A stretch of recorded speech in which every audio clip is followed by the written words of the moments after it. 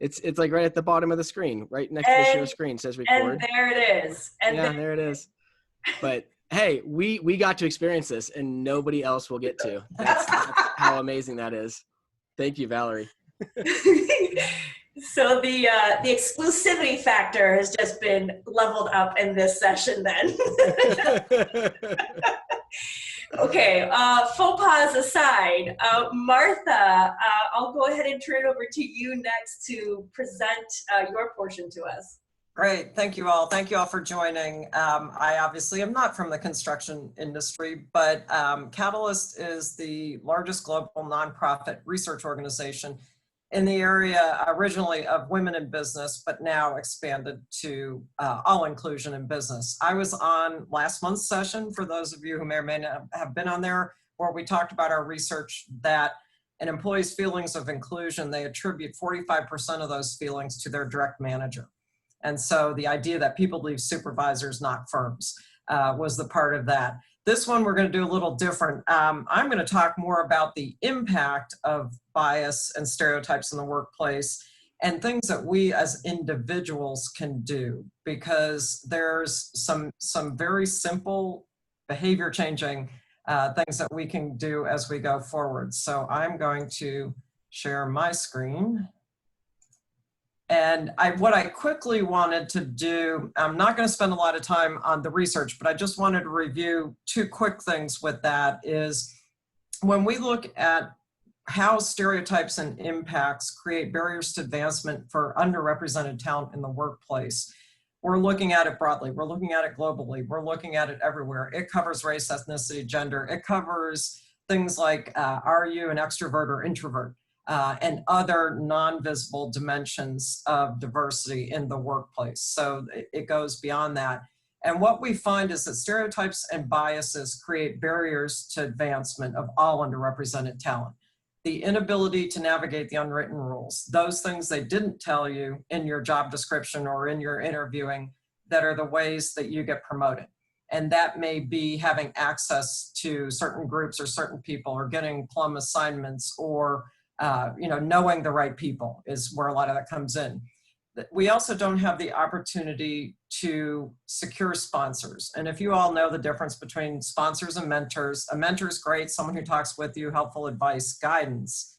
A sponsor is someone who talks about you behind closed doors in decision-making roles that impact your career and your advancement. They are in positions of power and influence to impact your career. They are the career accelerator for anyone, everyone in an organization. And the dominant group in a workplace has more access to those sponsors. Back to what Valerie was talking about earlier, you have the like me syndrome. It's someone you're comfortable with. It's someone that you know. It's someone that has the same background as you, looks like you. Those are not a unique or different experience that you all of a sudden have to readjust your thinking to. That's easy for you to do. And we find on average, when you look at gender inequities, that men have sponsors 3 levels higher than women on average, therefore are in power and influence positions to alter your career opportunities. We also find that individuals in underrepresented groups don't get what we call the quote unquote hot jobs. And those might be a new project, a new department, a new division, a location, that are the career accelerators because you get visibility and exposure and credit for your work.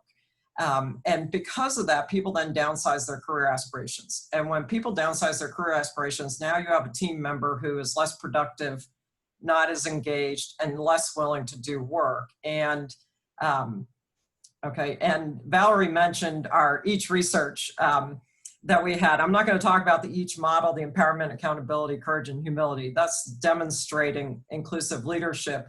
What I'm going to talk about is what happens on the employee side. And when an employee's manager demonstrates inclusion, they feel psychologically safe. They feel they can speak up in situations, they can raise different points of view, they can do that without risk of retribution. They feel their manager has their back, they can trust their teammates to have their back.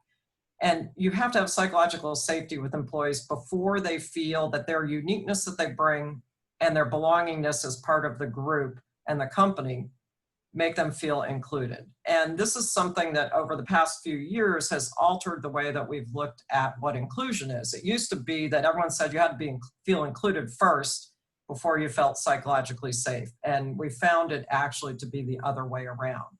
But the most important part is when people feel included, their employee engagement, team citizenship, and their innovation go up by over 40%.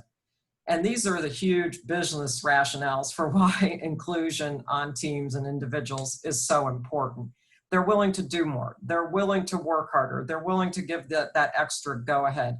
And teams, when they are diverse and are inclusive, produce the best innovation outcomes. And that's what business is all about in today's environment. You want to drive innovative ideas, and diverse teams drive those ideas. So I quickly wanted to do kind of the background setup, on that, because what we're going to talk about is this idea of talking about our differences and uniqueness, because it is difficult, and it's that space in between a person feeling included and driving employees at work. And this goes beyond work. I mean, when you look at what's going on in today's world with the issues with racism, with the issues of remote and flexible work, and the difficulties that certain people might have because of resources and working remotely, all of that, this is about how we behave inclusively. Because if we behave inclusively in one situation, we're likely to do it everywhere that we go. So what I'm going to talk about today are microaggressions. Microaggressions are the most common way that stereotypes and biases show up in the workplace every day. We call them death by 1,000 paper cuts because they happen so many times a day, all the time. They can be verbal, nonverbal, slight snubs, insults. They can be intentional or unintentional, but we're really going to look at the unintentional part. If someone is blatantly saying something because they want to impose harm or ill will or whatever, that is different. That is intentional. We're really looking at the unconscious impact of biases in this part. And it's not necessarily directed at an individual. It is because of the group that they represent that these comments or slights are directed. So a lot of times people have not heard about microaggressions until I show them some common ones. And that's where we're going to spend our time today.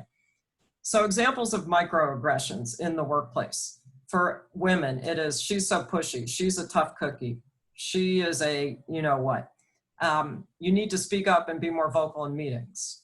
Man up. Man up is a microaggression that men tell other men when they feel a man is veering outside that man box and might be too emotional about something, might be standing up for someone that is not part of their group. They may also say the comment, we know who wears the pants in the house, if the man's going home to pick up the kids from daycare in there. And so these are just some of the top microaggressions by group. Another angry Black woman, or you are so articulate. You are so articulate is actually one of the most common microaggressions against Black Americans in the workforce. Common microaggressions against Asian, etc. You can do math for us since you're Asian. You speak English so well, where did you learn it?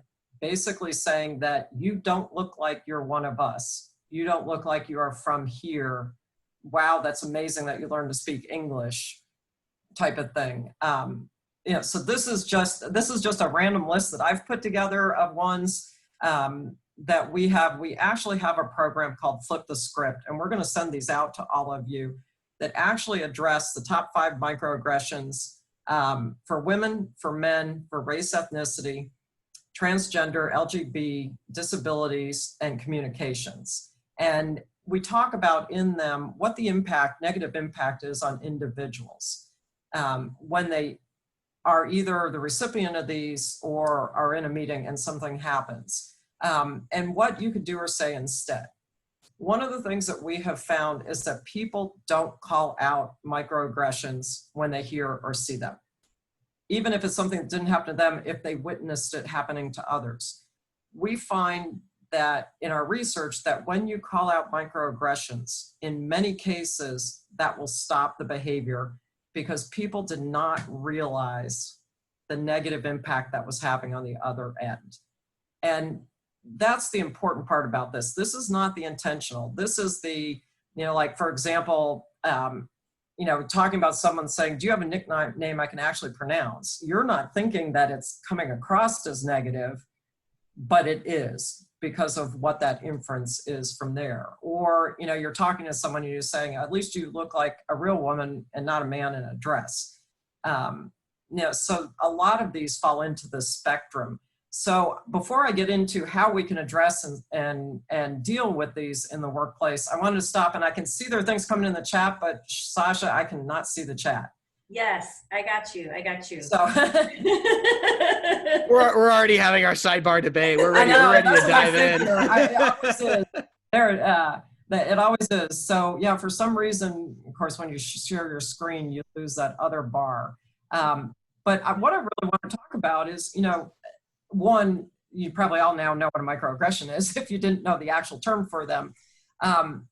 But, you know, having this discussion with you on things that you've even witnessed in the workplace, whether to you or to someone else, you know, what do you think of this? Because this is something we really can talk about, how we can, you know, stop and alter people's behaviors in the workplace. And one of the questions that came up was even talking about labels, like, are you OCD or you're so ADD? And yeah. So curious as to the reach of the microaggressions, and is it the formula looking at these are labels and how you engage individuals when speaking to labels? Yeah, well, and that's exactly it. You know, and that's, you know, the one on the LGBT one, for example, is you don't look gay. You know, that's putting a label on, you have to look a certain way in that community, or, you know, are you ADHD, or, you know, whatever. And the problem is, in associating labels, we're basically saying you are in a different group. You are not, it's an, you put people in an us versus them situation when you label people. You're saying you're not the same as us in that label. So we're going to label you something different. And when you do that, and I won't get into the real big us versus them research, I'm sure Valerie knows, you know, all of that in-group, out-group research, you unintentionally are putting them aside. And you're saying they're so different, they're not the same as you, and you usually favor your in-group. So you're going to treat them with the same level of knowledge, information, understanding that you would your in-group with those labels. So yeah. Yeah, and even we're looking in the chat as things are coming in, and Damien's talking about even being mistaken for wait staff at AEC events, at conferences and events, and staring away from black button-down shirts. Yeah. I could probably put, you know, 80 pages, but I'd love to hear from you all. You know, we'll talk about how we can address these in the workplace, but I'd love to, you know, hear some others from you all as well too. You know, that, and if you can share and want to share, this is up to you, you know, the perception and or the impact, or if you've heard something said to someone else. Hey, this is Uchenna. Can you all hear me speaking quiet? Yeah. Sorry, my son is sleeping in the next room, so I'm whispering. I put the one up there about the ADD because I was actually on a call and somebody was talking about a client and they're saying, yeah, you know, he's a little ADD anyway, so etc. And they were using it as a way to discern how working with him can sometimes be difficult. And like, for me, it struck me like really hard because I'm like, yo, dude, it was really tough because I actually kind of chickened out a little bit, or I didn't man up, I guess, if I would say it in a microaggression way. I didn't express to her that that's not really a way that I wouldn't use that description to try to understand what we're liking or not liking about our current engagement with this person, right? Because there's nothing wrong with that, especially in today's, I think, with as much triple tasking that we do, it's kind of hard to like not function being on the spectrum a little bit, I think. Personally, this is just my personal opinion, because I've noticed that it's pretty intense when you're working all across things. So, and then other thing I wanted to say is that I saw a therapist with my wife. We were doing like couples counseling, just like to like make sure we were good to go for the next, you know, couple of years, because this was before all this stuff happened. And I'm so happy we did it before all this COVID stuff happened, or we'd be at each other's throats, I could tell you that. But the therapist, he called it violence. And I was like, yes. He was talking about microaggressive words and microaggressive kind of the way you emote or help kind of words in a certain way. And he said, yeah, it's kind of violent, isn't it? It's like emotional. It's like violent to use certain words, and they're small. They're not like mean overtly or whatever, but you know that this thing sets that person off. So that came to my head when you started talking about this. That's why we call it death by 1,000 paper cuts. I mean, and they're so pervasive that they happen over and over again. It's not just one time that a slight or a comment or an innuendo is said.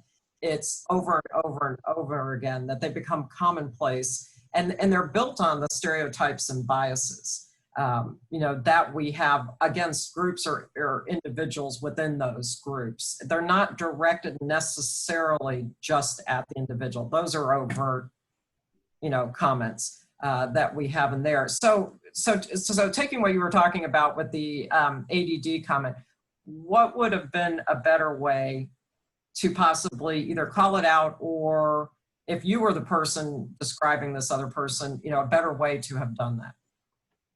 I don't know. I mean, after she said that, I was like, yeah, he does. I actually pulled back and was like, yeah, he does have a lot of things going on at the same time. And that's good because he's actually engaged with us. So what I pivoted as is she was using it as a way to say it's hard to work with him. And I pivoted as a way to say, well, no, this means that he's actually working with us a lot. So that's actually a good thing. How can we leverage that for us to better do our work? Because I feel like we're the facilitator. We are the person who's supposed to come in and help people, whatever they look like, orange, green, anything in between, and make sure that works. The way she probably could have said it was like, yeah, he's just working on a lot of stuff all the time. Because she didn't say it in terms of him being, did I say this right? Pretend? Is that right? Okay. Is that your name, Pretend, who wrote that comment, The Distracted? Because she wasn't saying it in terms of Brittany, sorry. So it wasn't in terms of him being distracted. It was very specifically in terms of him having his foot in everything. And that just kind of makes it so that it's hard to engage with him on a long-term thing. So it was still kind of trying to, I don't know, for me, I just saw it as a complete positive thing. And it seemed like it was completely unnecessary.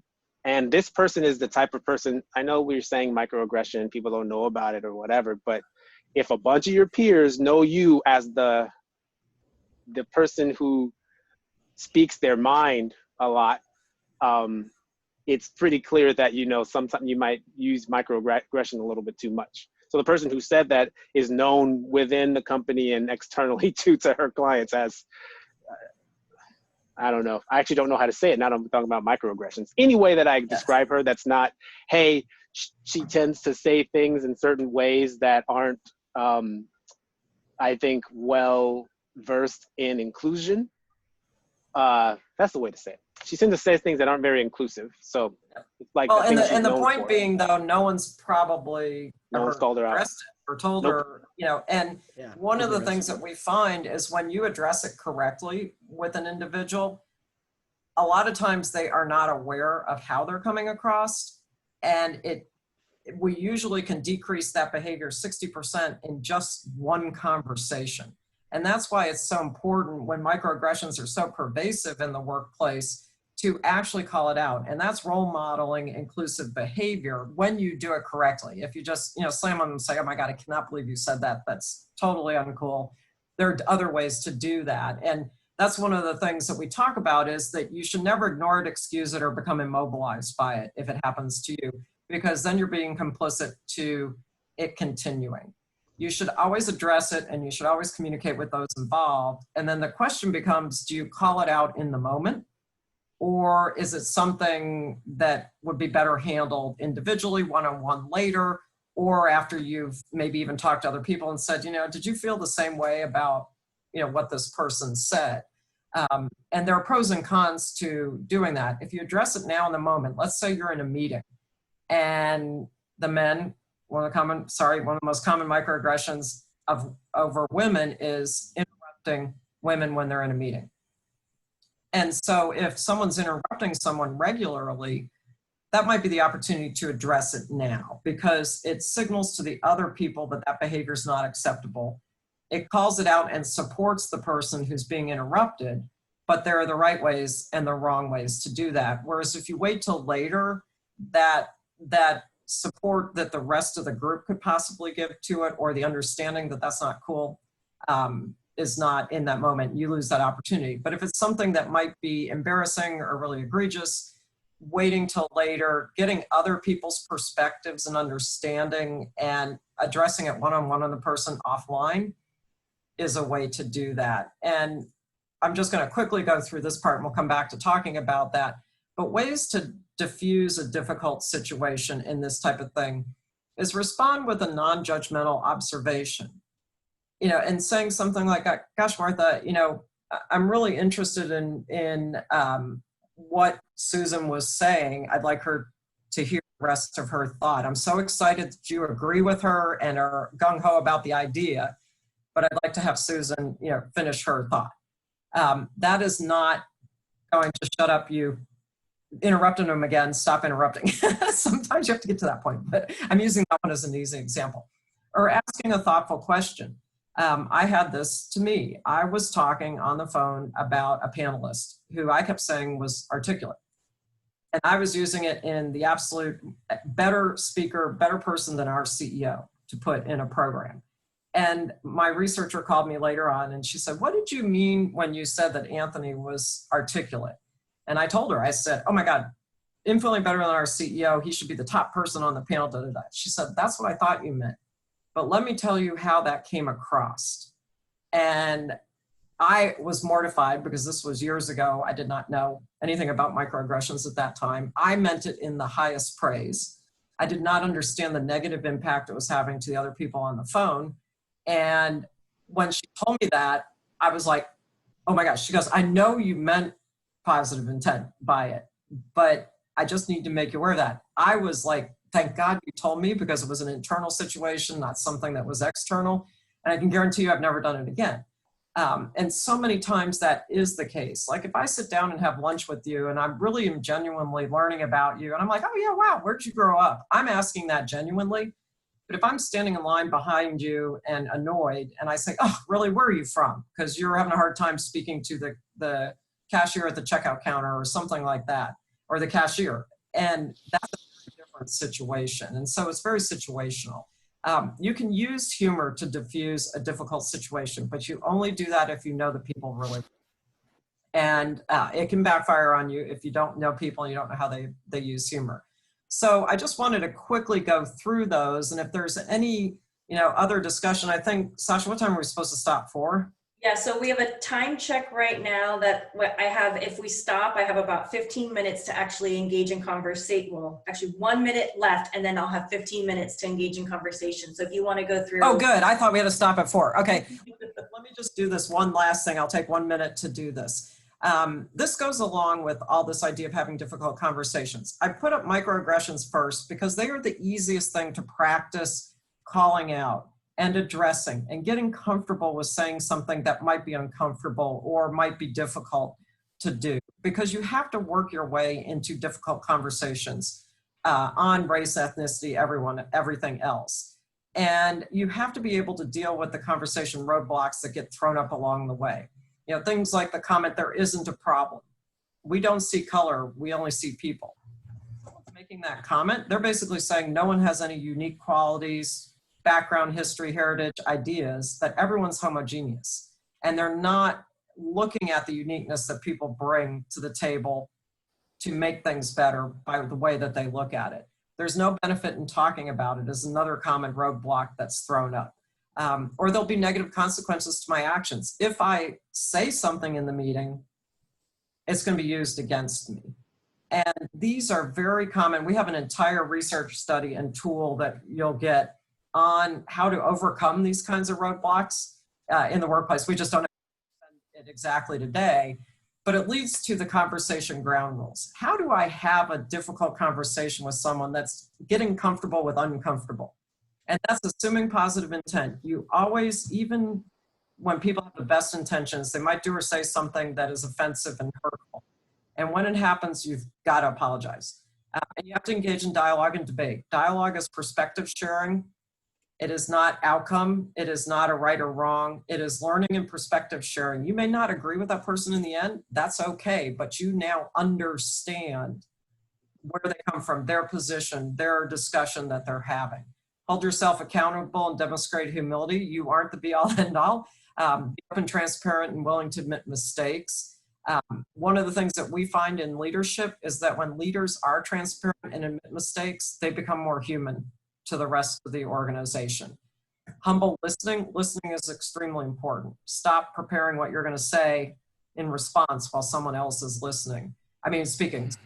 And creating that trusting safe space. We have actually, that we're going to send out the details on these conversation ground rules and things you can actually do in each one of these steps as we go through in that. So I wanted you to know that's coming to get a more detailed, how do I do this? And you can share these within your organizations. You don't, that's fine with us. You'll get them as a PDF, one-pagers, and all of the flip the scripts on all of the how to respond to microaggressions. So, okay, Sasha, there. Yeah, that's awesome.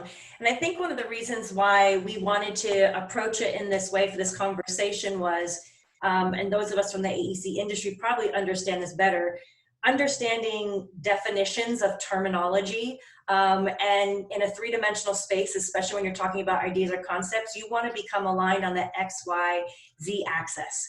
Where is our 0, point of reference? And so if we're able to understand these concepts that Valerie and Martha shared, we now have a shared language around the conversation. So the question we wanted to ask is for each of you, and I'm going to actually start voluntolding some individuals and calling individuals, because we have 15 minutes left, so I want to try to do this effectively as possible. Just introduce yourself, your name, the company you work for, and then I'd love if you have a story to share of a time when you've either been on the receiving end of this or you've delivered it or are guilty of delivering it. And if you don't have a story that comes to mind, please, you're not obligated to share, but this is how we each can become a little more human to each other and understand shared pains and perspectives. So, Uchenna, because you and I were actually on the Shared Pains podcast talking about diversity, but why? Yeah, we never actually had a chance to meet. I know both of us have a perspective on this topic, so I wanted to start with you and see if there was anything in this conversation that's coming to mind that you wanted to share around a story and your perspective. I'll keep it tight. Nathan knows more than anybody. I can talk. Yeah, right. So, one, Uchenna Okoye. I work at Autodesk. I've been in the AEC industry my entire life, primarily as a structural engineer for about 10 years, and then did some work as a general contractor for a little bit as well there. So that's the general background. I live in the San Francisco Bay Area, from LA. Yeah, a lot of Bay Area folks. From LA, and then my wife is Indian. I like to say, I'm only bringing that up so you get my perspective.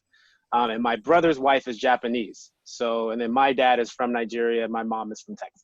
So we're kind of the new American surface landscape, I think our whole family is. So in general, in terms of what we just talked about, microaggressions and inclusivity, one thing that I have noticed is that, working with your manager, as long as they're inclusive, as long as they have create that safe space, everything is much better.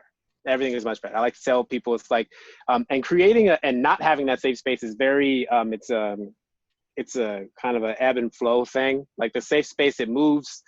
There's a saying that SHIT flows downstream, right? So if your manager is being pushed in a certain way, that safe space becomes less safe based on their lack of safety. So it's kind of like it's like what Martha was saying. It's kind of holistic to the whole way your system works. So that's one thing that I have noticed. I've seen good ways of that, and I've seen that expressed in poor ways, where I used to say, no one's going to throw you under the bus, but they're not going to tell you the bus is behind you, right? It's kind of a difference in that. So that's one. And then two, in terms of the microaggressions thing, I was actually at a conference with a colleague, and He is a white gentleman from Georgia.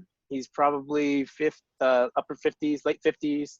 And we were having a conversation, which was super inappropriate. I loved it. I mean, we were having a conversation about America and how to move forward in America. And he was just talking primarily about the folks who are rich because they tried harder than people who didn't try as hard. And I took outrageous offense to it. But I didn't say, hey, you're an idiot, I'm so mad at you. I engaged in conversation with them. It was over dinner after a conference with my team. And half of my team was on this end of the table just going at it. It was wonderful. I mean, as far as dialogue goes, it was very wonderful. He's from Georgia, a guy from Boston, and a guy from Utah, and then me. We're all talking about it, and we all come from different walks of life, and we got our voices up there pretty good, you know. But for me, it was something worth having a passionate discussion about. Someone saying rich people are rich because they tried harder and poor people are poor because they don't try as hard is something that I think is especially in a professional environment where he said, we both just went to regular old state schools and look at where we ended up. It's like, no, I had to be exceptional to end up in the same place where you are. I had to be above and beyond. And, you know, it went back and forth.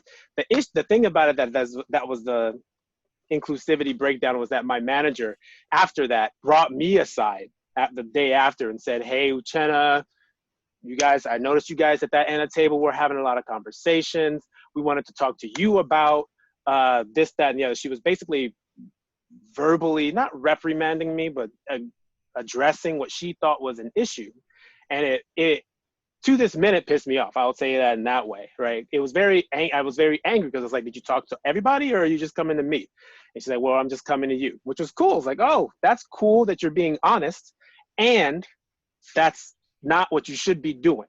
I said both of those things. So she never really, I think she went to them and talked a little bit about it. And I mean, it ended up wherever, but it was just kind of a thing about diversity inclusion means being able to hold the whole wealth of diversity and inclusion. So that means being able to handle boisterous people, big, loud stuff, and also quiet introvert wanted to write sort of stuff is what I like to say. Like, which category do you fall into, Jenna? I don't know. Well, the funny thing is I was talking to somebody else and they were like, you know, the funny thing is anytime you go to Nigeria or if you go, I don't know if you guys have been to, there's certain countries, well, I've been to Nigeria a fair amount.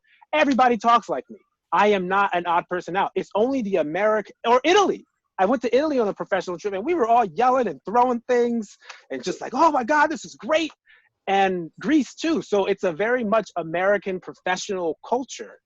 It's not the way it should be. It's just the way it is here. So that's my whole thing about that a little bit. But that's it. That was just my only place where I had a place that's like, oh, this wasn't really inclusive. And it seemed kind of singly out towards me because I was the more loud person. But other than that, it's been a fun, yeah. Yeah, it was. And interestingly, I mean, what you said is true. The fact that you could have a conversation, you might not ever agree with the people, but you could have that dialogue to hear their side and they hear yours, and you can have that. You don't have to agree in the end. It's understanding that people have different experiences and perspectives that's important. Ironically, what your boss did is something that's very common, which is the younger generations and people on teams are more comfortable with dynamic and conflict and discussion like that than their managers are. And the managers tend to shut down dialogue that leads to more interaction and more discussions and more learning and more innovation. And our research shows that only 59% of managers are comfortable with conflict, whereas 86% of the people on the teams are. And so they're shutting down. And so she did that just to you. I mean, you know, that goes right to that discussion. Liz, can you shut the door? Yeah. And in light of wanting to highlight voices, Brittany, I'm so happy that you sat in this call and that you were on this call. And I have really wanted to make sure I had a chance to tap you for your perspective. And I'd love for you to share kind of what's going through your mind at this point. Yeah, I really liked the relay that Uchenna gave around a manager. I'm recently a new manager in a new role at American Family Insurance, and I have project managers that are reporting to me, and I'm very cognizant of these conversations, and I'm the only minority as well. So it's very interesting, the dynamic, having to raise these conversations in this time. But there are a couple of things that do come to mind for me, and I'll give a little bit of my background as well. My parents are immigrants from Jamaica. They relocated in their 20s right after they got married and got their education here. But my mom can pass for white, and my dad, he's Black, but they're both mixed, right? They're both mixed races. So when they see my family unit, especially when I was growing up, we appear to be a mixed family, but we're culturally Black and Caribbean. So growing up with that perspective, that gives you a little context of, I guess, where I'm coming from. So for me, I mean, because I'm also a woman, I've definitely gotten the ignored and interrupted responses from people in the work world regularly. And I've even gotten the response of, you know, you seem aggressive. And you know, that could fall in the angry Black woman category, if you will. So I've seen that throughout my career in different instances. If I were to pick out a story, you know, long ago, I was presenting a better way to do things, improve process, as a very junior level. Proposed it to my manager, a woman, I would say like middle-aged woman, and she shared it up to our manager, and someone else who had been there for quite a while and was really familiar with the processes internal to that organization. And just so happened to be our manager. He was a Black man, but it was immediately shut down, my recommendation in that meeting. And you know, after that meeting, I'm really grateful to that manager that I had. She told me to leave the room, and she chewed both of them out on my behalf. And I'm really grateful to have had that experience. But she let them know that, you know, you're stifling creativity of an individual who's bringing something forward, who has a really great idea, and they stopped me and interrupted me continuously within my presentation. You know, that was just the way the conversation went, and she called him out on it. But that wasn't the first and the last time. But it became something that I knew I should expect moving forward. And I had to wrap my head around, how do I now navigate and influence in a different way? And win people before you even get into the meeting. So that's, I guess I'm getting a little emotional here, but it's a real thing. It's a real thing. So yeah. And this is why having frameworks to engage in this conversation is so important, specifically for construction at this time. I think by natures, and we're probably not broken out, but by nature as an industry, we are driving ourselves towards a data-driven way of viewing the world. This framework will allow us to engage more deeply into the human pieces of ourselves. So thank you all.